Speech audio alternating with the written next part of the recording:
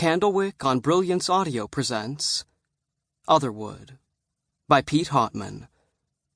Performed by Michael Crouch. The day before the storm, Stuey had discovered the fairy circle.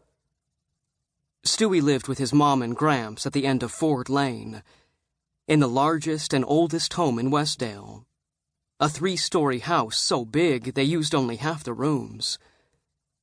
The house was gray. Battleship gray, Gramps called it. Stuey's bedroom was on the 3rd floor, overlooking their small apple orchard. Their house had been built by Stuey's great-grandfather. Stuey's mom had grown up there. Grandpa Zach had lived there his whole life. The other 6 houses on Ford Lane were newer, normal-size homes on smaller lots. There were no kids his age. Stuey's best friend, Jack Kapishke, had moved away last summer.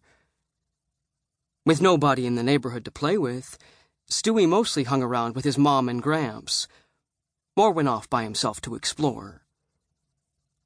On the far side of the orchard was a meadow, and beyond the meadow was Westdale Wood, 1 square mile of towering oaks, wildflower-carpeted glades, glossy, waist-high stands of poison ivy and mayapple, prickly tangles of gooseberry, nettles, burdock, blackcaps, raspberries, and wild grape.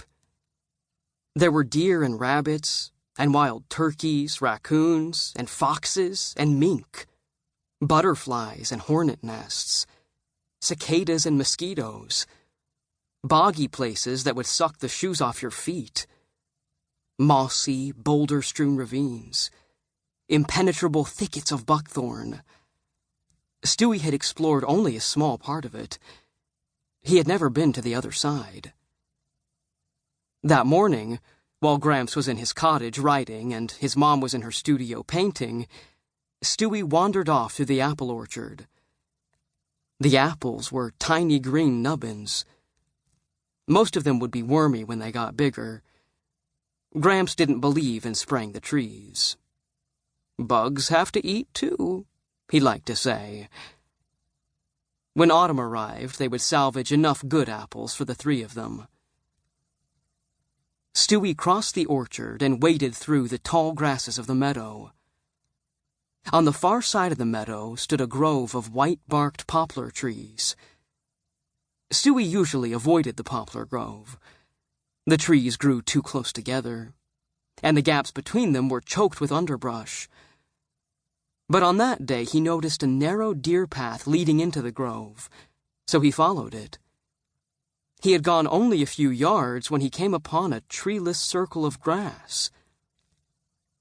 The circle was about 30 feet across and brilliant green.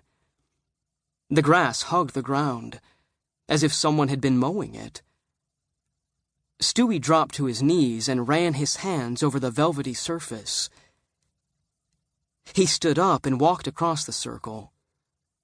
His faint footprints lasted only a few seconds before the tiny blades of grass sprang back to erase them. He looked around at the ring of tall, slender poplars pressing in, as if they were spectators. It felt magical.